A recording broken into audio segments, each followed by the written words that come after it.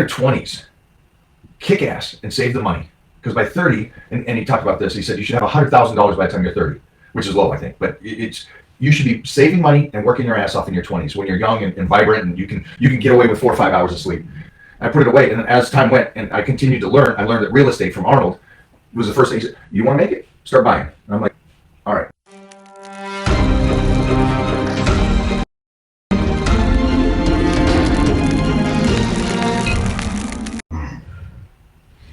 That's a shame, because I've seen him do other things, and he's great in it.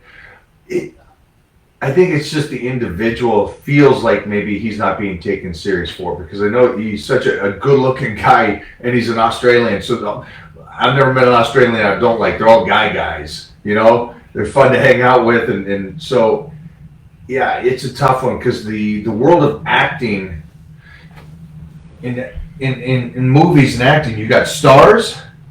And then you got actors. Actors are very protective of their craft. Where stars, I mean, they just jump past everybody. And he's a star. So I could see anybody that's a star that the acting community will say, well, I just saw something similar to that in the sense of not being taken serious is somebody just talked about, Chris Evans didn't act until the fourth or the final Avengers. And I'm like, what are you talking about? And he goes, no, this first three, he was just kind of like just good looking and all this and that. He wasn't taken serious for it. And then it was finally the fourth one, he really dug into his depth. And I'm like, okay, I think that's just one of those things when it comes to Chris is maybe feeling a little bit like he's a superstar. And he's overcasted he's not getting the respect from the actors. Which is probably just like health and fitness. You know, the bodybuilders feel maybe they don't get respected by the classic guys and vice versa or something. But what advice would you give to the guys right now? How to make money in bodybuilding? How to succeed in the fitness industry? How to really, even not being rich, but just being safe? What's the right moves to make? Do not be an echo.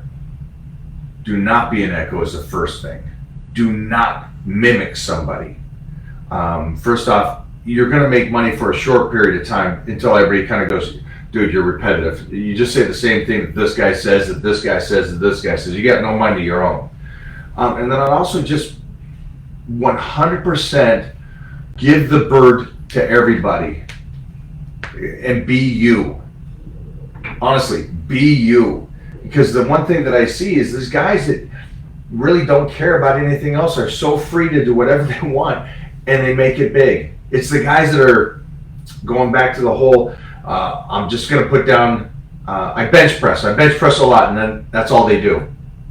Where's your personality? Where's the other gimmicks? Who are you? So I would make sure just to say, just put down what you want to put down. Be organic. Let it grow with yourself. Don't fight to get famous. Just be you, and it'll happen. The mimics and the people that are echoes, short-lived.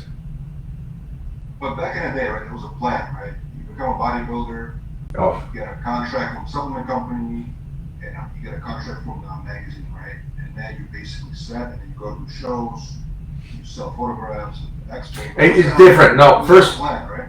No, in our day, we had to win. We had to first fight to win. So you win a show, then you get looked at.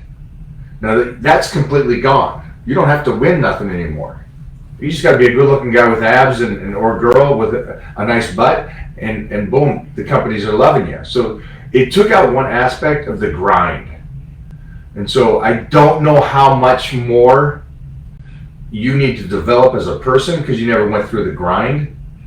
Yeah, in the old days, you win a show, win a powerlifting meet, whatever it is, get on TV because you're a good actor or something, and then you get the endorsement, and then you're intelligent enough to write articles for the magazines and be on the covers, and then blah, blah, blah.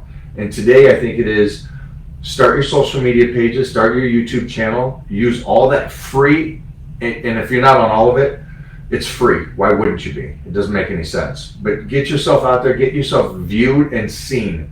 Because it's the people, with the biggest followings, the companies look at and go, they have a big following. For that is the show now. The measurement, right? But that's actually, Mike, that's actually, I mean, I'm not saying it's a harder grind, but that's a grind. To build a YouTube channel is difficult. Like, you're competing with literally billions of people. And that's why I say, don't be an echo. Don't be an echo. Whatever you got that's different than everybody else. Don't repeat hey, this is how you do a crunch. We know how to do a crunch. You know, you got to be, and here's the other thing. Here's the harsh truth. Not everybody's going to make it. Not everybody's going to be a celebrity. So, you know, be smart enough to have some kind of income as you're building that. It didn't matter that I got a contract with Weider and got flown down here and put up by them, the Muscle and Fitness. It didn't matter. I still worked. I still right to personal training at Gold's Gym Venice. I started doing the stuff. I started grinding. And everything I made from contracts, from TV shows, from Gladiators and Death Becomes Her and all these movies and stuff, I put away. I put away for the future. Never touched it. The only thing I would spend would be the money that I make personal training. And so it's work your ass off, continue to try to do the habit or the passion that you love. And that's what they talk about. They talk about, like, you got to get a couple of years of doing the hard labor. And that hard labor is whatever it is, the personal training, the car wash, the garbage man, whatever it is, as you're chasing the dream. How did you build that business? Because when I think of you, right, I always think of, obviously, you know, a fitness persona, but I really think of you as an entrepreneur in the fitness industry. Well, I think because you know, like, the back stuff, the commercial real estate buildings and all these that I do. How did you build that business? How did you develop it? I come from a family of 10, and my dad was an educated man. My mom both graduated from University of Washington. So I watched them both work raising 10 kids.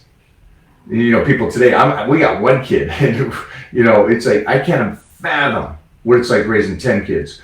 But I learned the importance of money, which saved me in my early years. Because remember, all these guys that I came up with, think about that. Late 80s, early 90s, you could name 20 guys that are famous today. I put everything away, knowing that on me. I put it away, and then as time went and I continued to learn, I learned that real estate from Arnold was the first thing. He said, you want to make it? Start buying. And I'm like, all right, okay, this is what has to happen. Because that will always go up. So that's how I started early on business-wise. And then I just kept that quiet on the outside and kept building that and putting everything away. The great thing is that I'm not flashy. I don't need the Mercedes. I don't need the McLaren. I don't need the $10 million house. I love the fact that I know that I get to lift every single day. As crazy as that sounds, I do. That's all I want to do, is lift my life away in that sense. And now I just want to build a Tesla Titan in 20 years. So that's a good thing to have. You can do basically whatever you decide to do. True success, freedom. Yeah. That's true success. And I know that I guess is what we're talking about is the upcoming or bringing up or moving forward on how to set the future up for these kids that are out there. Work your ass off, put it away. The partying that comes and goes, go chase the dream. Well, and it's hard though, because we live in the age of social media, right? Yeah. Every day on social media, on your feed, you see wealth. Whether it's real or not, when you're seeing images of wealth, right?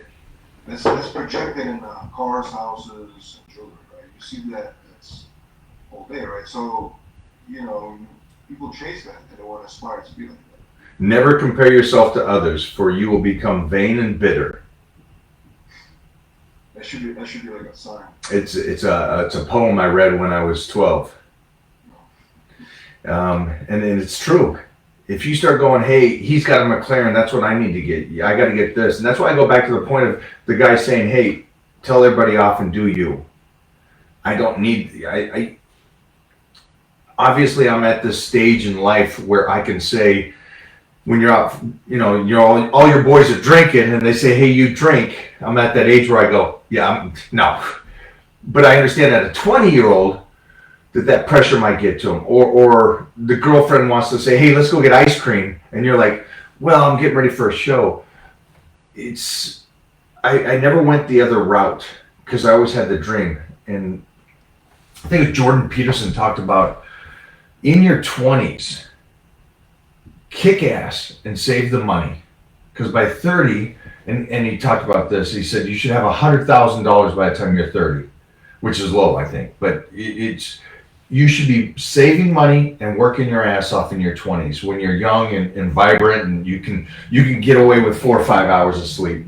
So you set yourself up for the future. And I think what you said was pressure gets to these kids.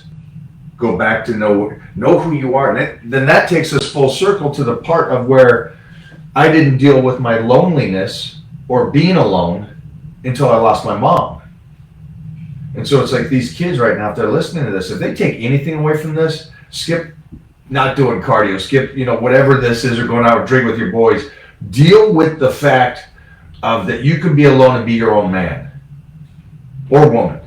And decide what you really want, and don't get peer pressured from what social media shows you, or you'd be chasing a nasty ghost.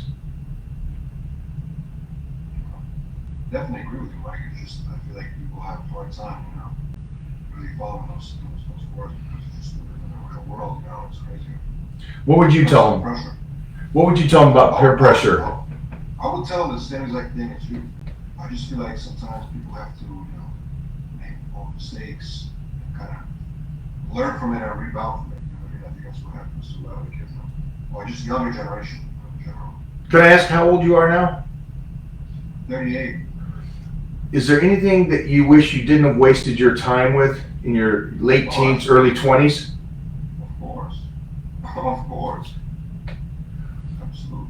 And if I could say that to anybody out there, there's a lot of wasted time in your late teens, early 20s doing silly stuff. And if I could get those moments back, it's like we always say when you get older and older, it's like, man, if I knew now at that age, I'd rule the world. And it's really true. All those cliches that the elders would tell us, all those things were true. It's like, don't waste that time when you're your late teens, early 20s. Kick ass. Stay true to the business. If your friends are out partying, let them party. You go do your thing. They'll come around later when you freaking be in success. They'll be like, geez, how'd you do it? What do you mean? I stayed to the path.